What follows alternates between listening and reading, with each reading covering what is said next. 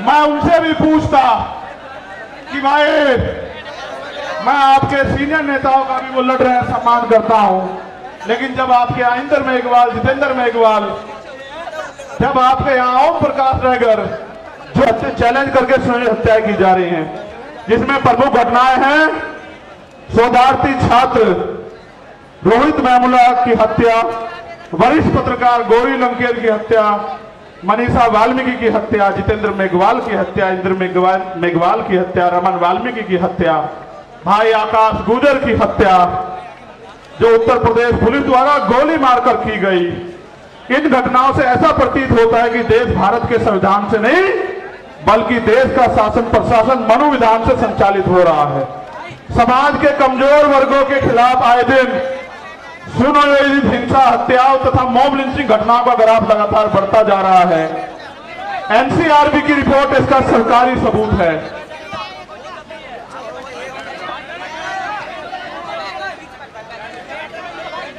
अब मैं आपको एक एक करके मांग पढ़ता हूं, पढ़ूं भाई? आप समर्थन भी करना होना चाहिए, नहीं होना चाहिए, ठीक है? क्योंकि भारत एक लोकतांत्रिक गणराज्य है। हमारा बुद्धिजीवी समाज भी सुने कि हम अपने लिए लड़ रहे हैं या समाज के लिए लड़ रहे हैं। हम आपकी वोट से बने वो नेता नहीं जो राज्यसभा, विधानसभा, लोकसभा में तलवे चाट रहे हैं आरएसएस और भारतीय जनता पार्टी के। हम आपका खून है, कल भी लड़ रहे थे, आज भी लड़ रहे हैं और हमेशा सड़कों पर लड़ते रहेंगे। क्योंकि भारत एक लोकतांत्रिक गणराज्य है। देश में 85% लोग SC, ST, OBC व अल्पसंख्यक समुदाय के हैं, जबकि हाई जुडिशरी अर्थात सुप्रीम कोर्ट व हाई कोर्ट में इन वर्गों का समुचित प्रतिनिधित्व नहीं है। इसके लिए इन वर्गों के जजों की समानुपातिक आरक्षण के तहत नियुक्ति सुनिश्चित की जाए। और इसका एक उदाहरण बता देता हूं। यूपी HDS में पिछले 10 साल में दलित समाज का एक भी बच्चा भर्ती नहीं हुआ, आप चेक करा लेना। उन्होंने एक षड्यंत्र कर रखा है, हम उनको हरा देते हैं कंपटीशन में, इंटरव्यू में वो हमें हरा देते हैं। उन्होंने कहा इंटरव्यू में 80 नंबर नहीं आएंगे तो भाई कामयाब नहीं मानने जाएगा, 70 से 79 देकर हमारे लोगों को निकाल देते। आप देखो लोकतांत्रिक भारत में एक जज नहीं बना पिछले 10 साल में। आप इस बात को समझो कितनी बड़ी साजिश है। पिछड़े वर्ग के भी 2-4 बड़े होंगे। ये बात आपको इसलिए बता रहा हूं कि आपके नेता जिनको आपने वोट से बनाया उनको दिखाई नहीं देता भाई। जब आपका जज ही नहीं होगा तो फिर 10 लाख का जुर्माना तो लगेगा भाई, या नहीं? फिर संविधान के अनुच्छेद, दूसरी मांग है, ये होनी चाहिए नहीं होनी चाहिए पहले वाली? संविधान के अनुच्छेद 38 के तहत गठित राष्ट्रीय अनुसूचित जाति जनजाति आयोग को एक संवैधानिक संस्था है।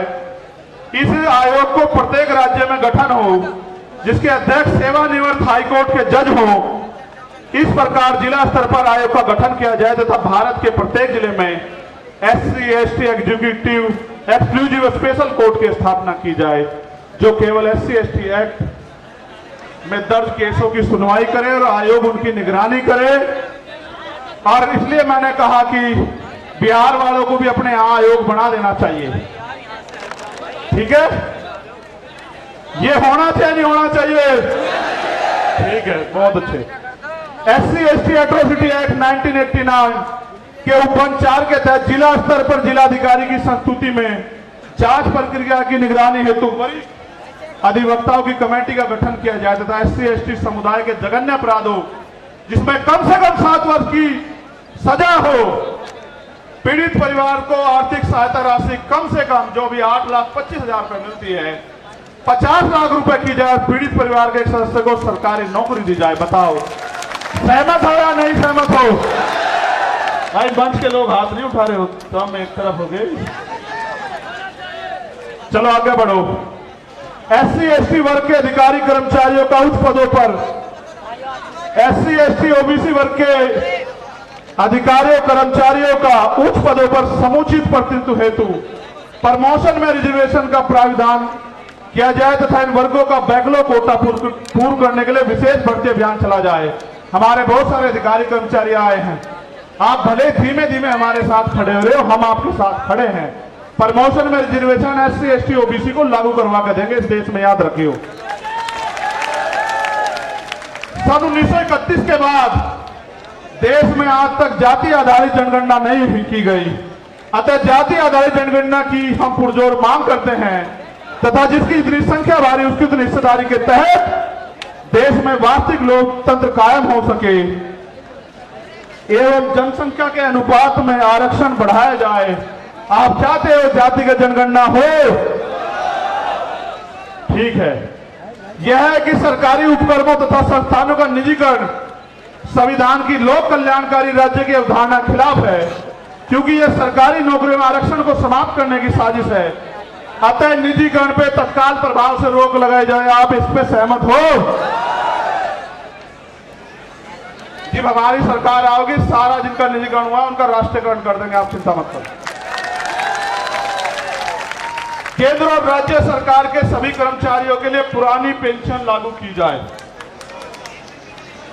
यह है कि सेना में अग्निवीर स्कीम को खत्म कर पुरानी भर्ती व्यवस्था लागू हो, क्योंकि आपने देश की सुरक्षा के साथ खिलवाड़ किया और नौजवानों के भविष्य के साथ लोग अग्निवीर से वापस लौट रहे हैं। इसको भी हम ही करा कर देंगे और किसी में हिम्मत नहीं। ठीक है। भारत एक कृषि प्रधान देश है, किसान देश की रीढ़ है।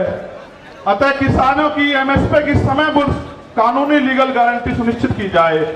और अभी जो किसान आंदोलन हुआ था उसमें जो झूठे मुकदमे लगाए गए थे वो मुकदमे वापस हो और जो किसान सम्मान निधि 6,000 रुपए आप दे रहे हो उसको बढ़ा के 24,000 रुपए किया जाए। यह है कि संविदा नौकरी में आउटसोर्सिंग भर्ती को तत्काल खत्म किया जाए तथा संविदा पे कार्य कर रहे कर्मचारियों को भी नियमित कर्मचारियों का समान वेतन और अन्य सुविधाएं दी जाए। जो सफाई कर्मचारी ने संविदा पिछले 5 वर्षों से अधिक समय से ठेके संविदा पे रखे गए हैं उनको संवैधानिक आरक्षण का अनुपालन करते हुए नियमित किया जाए। आप इससे सहमत हो? भाई पहले तो ठेकेदारी होनी नहीं चाहिए, मगर जो ठेकेदारी पे है अगर सरकारी कर्मचारी को 50,000 रुपए मिल रहे तो उसको भी 50,000 रुपए मिले। इस बात पे सहमत हो? चलो ठीक है। और सफाई कर्मचारी दिल्ली के तैयार हैं आपकी मांग हम अगले 1 महीने में पूरी करवाने के लिए यहां की सरकार से भी निपटेंगे, आप चिंता न करियो। यूनिफॉर्म सिविल कोड लागू करने से पूर्व सामाजिक और आर्थिक गैर बराबरी समाप्त की जाए तथा शैक्षिक और लैंगिक स्थापना समानता स्थापित की जाए। उसके बाद यूसीसी पे आपसे बात करेंगे। अगर आप अल्पसंख्यकों के विरोध में कोई भी कानून लाओगे हम उसका ड्राफ्ट पढ़ेंगे, आपकी ईंट से ईंट बजा देंगे सरकार के लोगों। इस बात को याद रखना। और भाई आखिरी मांग ये है, मैंने कहा था राष्ट्रीय अध्यक्ष जी पढ़ देंगे, मैं मांग बता देता हूं कि इस घटना की सीबीआई जांच हो और सुरक्षा तो भाई समाज ही करेगा, थारे मांगने दे देने वाले तो है नहीं। लेकिन बड़ी बात यह है, ये समझना पड़ेगा कि देश के जब सरकार के नेताओं को सुरक्षा मिल सकती है तो हमारे नेताओं को भी सुरक्षा मिलनी चाहिए। सरकार आती जाती रहती है, हम भी टैक्स देते हैं, आप भी टैक्स देते हो, हमारी संख्या ज्यादा, हमारा टैक्स ज्यादा है, फिर सुरक्षा आपको क्यों? आपकी तो सरकार है, आप पे कौन गोली चला रहा है? गोली तो हम दलित पिछड़े अल्पसंख्यकों की छाती से निकल के जा रही है। इसलिए सुरक्षा की जाए। मुख्यमंत्री जी उत्तर प्रदेश को मैं कहना चाहता हूं, अगर वो संत है और अगर वो न्याय की बात करते हैं, कानून के राज की बात करते हैं तो वो वहां से पैरवी करें। और केंद्र सरकार अगर सच्ची है, उनका हाथ नहीं है स्टेट गवर्नमेंट का और केंद्र गवर्नमेंट का, तो वो उस रिक्वायरमेंट को जो है जो यूपी गवर्नमेंट भेजे उसको फाइनलाइज करके ऑर्डर करे सीबीआई जांच के। हम बताएंगे कि इसमें सांप चूहे शामिल हैं या बड़े बड़े अजगर जो है शामिल हैं। आपको पता है पहलवानों के मामले में न्याय कैसे हुआ, आपने देखा, आपको याद है, पहलवानों का समर्थन भी हमारे साथ है। और यहां मणिपुर की कुछ बेटियां भी बैठी है, वो मिलना चाहती है, मैं उनको भी सुनूंगा। और हमारी बहन प्रतिभा जी वो भी यहां आई हुई हैं, जो पूर्व विधायक है नवलगढ़ से, उनका भी धन्यवाद। बहुत सारे साथी जिनके नाम छूट गए, यहाँ ओम प्रकाश रहेगा, हमारे छोटे भाई की सिस्टर सरकार बना, ठीक है, तो वो भी बिटिया यहाँ आई हुई है। और बहुत सारे हैं जिनके साथ अन्याय अत्याचार हुआ, सब लोग आए हुए हैं। और एक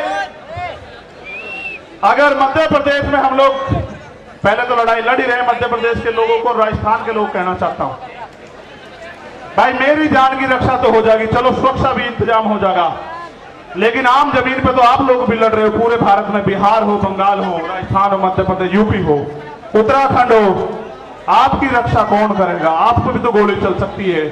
इसलिए हमें सुरक्षा की नहीं, अपनी सुरक्षा की नहीं, समाज की सुरक्षा की जरूरत है।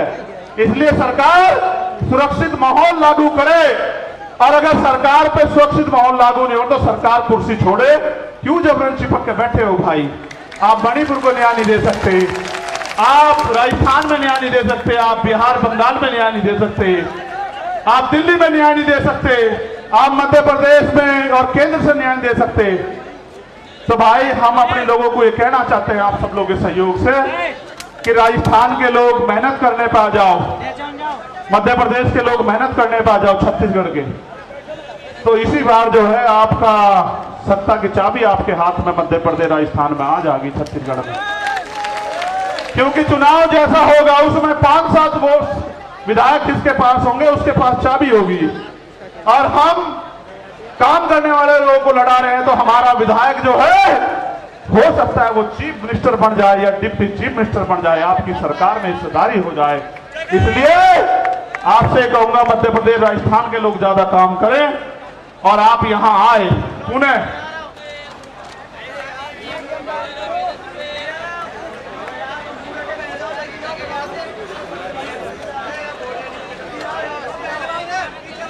देखो भाई, हाँ ईवीएम के खिलाफ भी ये कह रहे हैं, मैंने गाने में वो संदेश दे दिया था कि ईवीएम का इलाज भी हम ही लोग करेंगे, हम ईवीएम के भी खिलाफ हैं।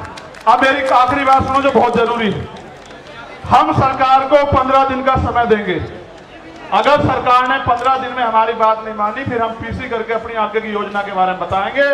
और मेरा तो मानना है कि पूरे देश में हम जन जागरण करके 22% शेड्यूल कास्ट और 52% पिछड़े वर्ग के लोगों को और अल्पसंख्यक लोगों को जो है इकट्ठा करने का काम करेंगे और उनको दो दुश्मन की पहचान करवाएंगे।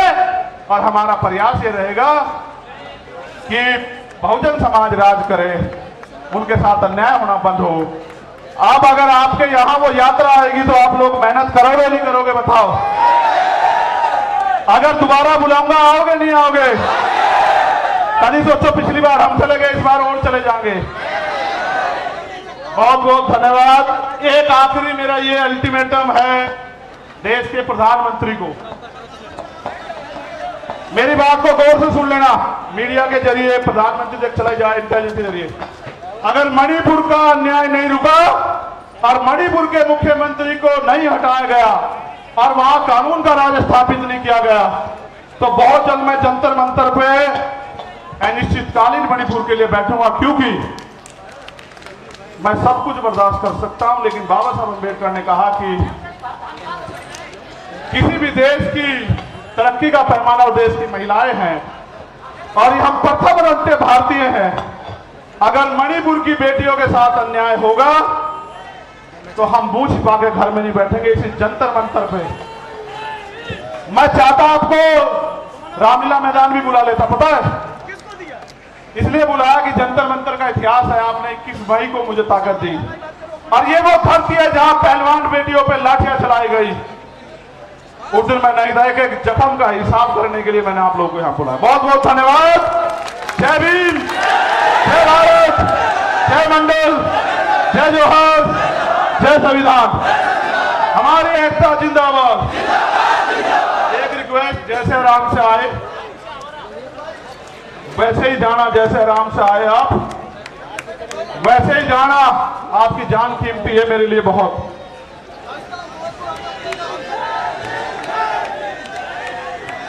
जो जैसे आए ऐसे ही जाना।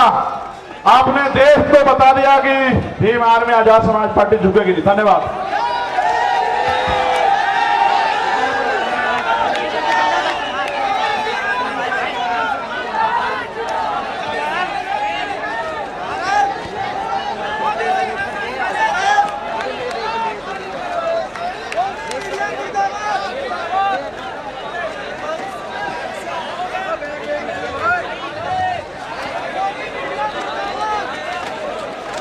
ये थोड़ा ध्यान दें।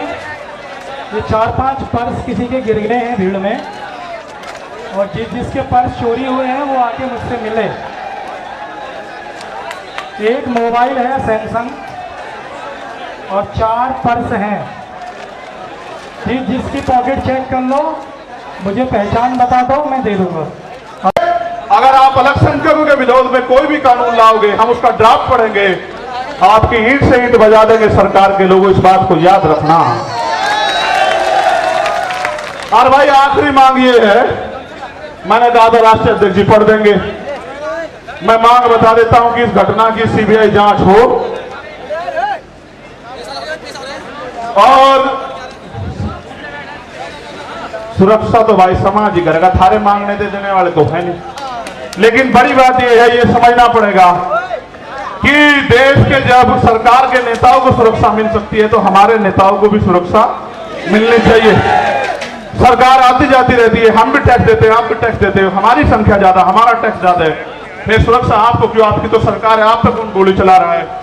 गोली तो हम दलित पिछड़े अल्पसंख्यकों की छाती से निकल के जा रही है, इसलिए सुरक्षा की जाए। मुख्यमंत्री जी उत्तर प्रदेश को मैं कहना चाहता हूं, अगर वो संत है और अगर वो न्याय की बात करते हैं, कानून के राज की बात करते हैं, तो वो वहां से पैरवी करें।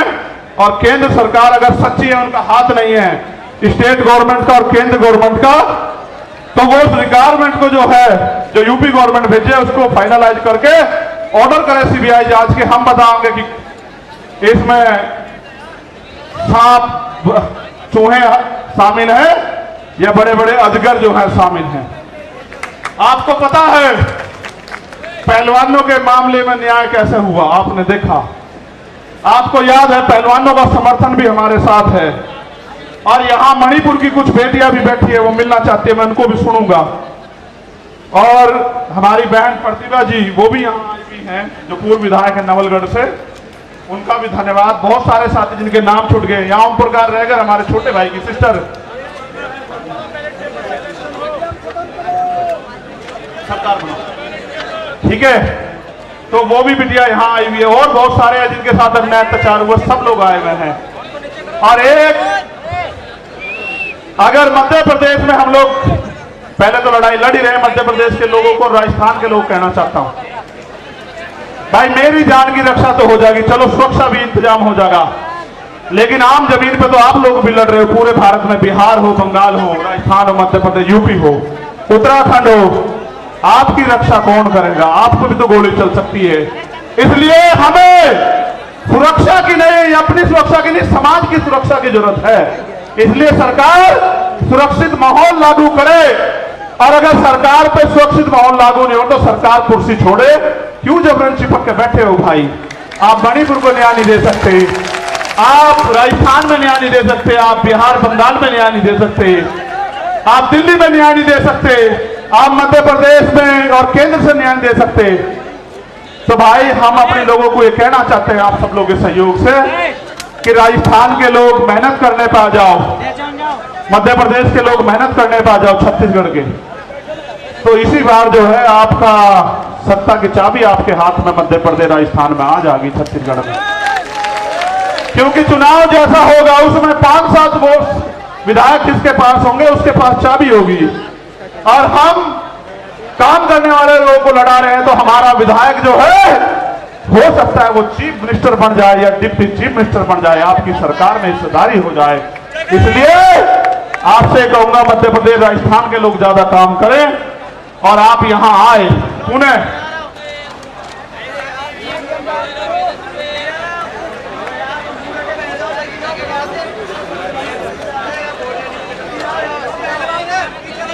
देखो भाई, हाँ ईवीएम के खिलाफ भी ये कह रहे हैं, मैंने गाने में वो संदेश दे दिया था कि ईवीएम का इलाज भी हम ही लोग करेंगे, हम ईवीएम के भी खिलाफ हैं।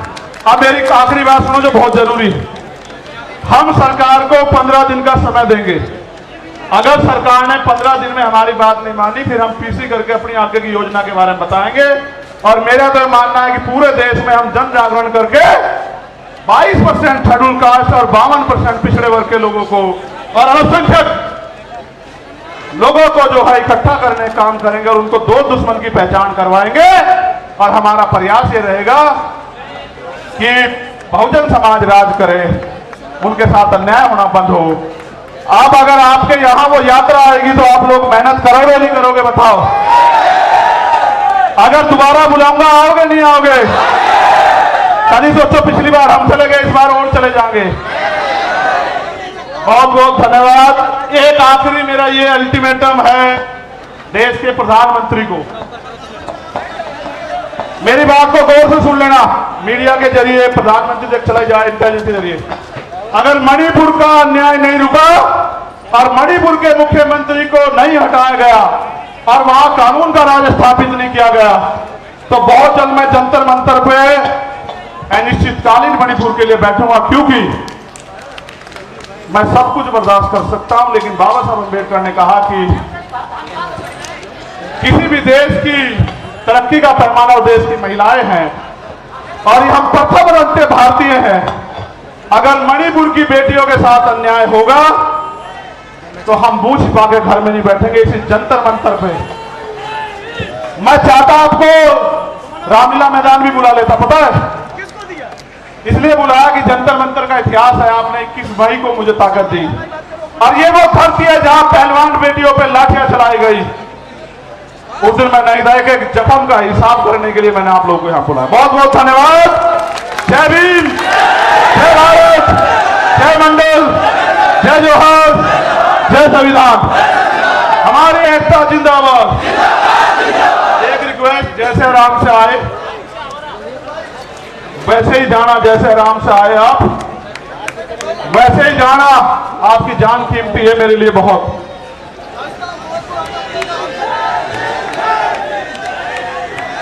जो जैसे आए ऐसे ही जाना।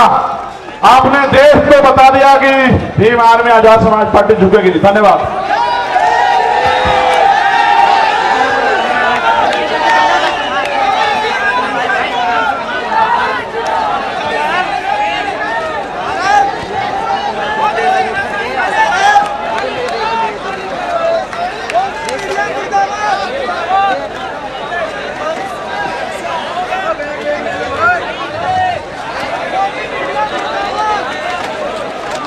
ये थोड़ा ध्यान दें, ये 4-5 पर्स किसी के गिर गए हैं भीड़ में और जिसके पर्स चोरी हुए हैं वो आके मुझसे मिले। एक मोबाइल है सैमसंग और 4 पर्स हैं। जिसकी पॉकेट चेक कर लो, मुझे पहचान बता दो, मैं दे दूंगा।